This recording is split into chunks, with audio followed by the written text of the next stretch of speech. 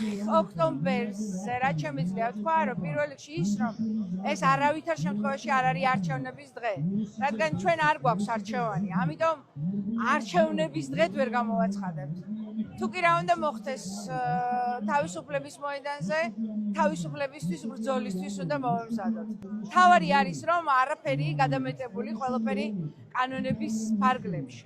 4 ოქტომბერს აუცილებელია, რომ გავიაზროთ, რომ ეს მართლაც იწურება ის დღეები, რომელ დღესაც ჩვენ საერთოდ გვექნება უფლებას დაგვიტოვებენ, გამოვხატოთ ჩვენი წუხილი, ჩვენი მომავლისადმი, ჩვენი შვილების მომავლისადმი, ჩვენივე სიბერის სადმი რუსეთში არავის არაფრის უფლება აღარ აქვს.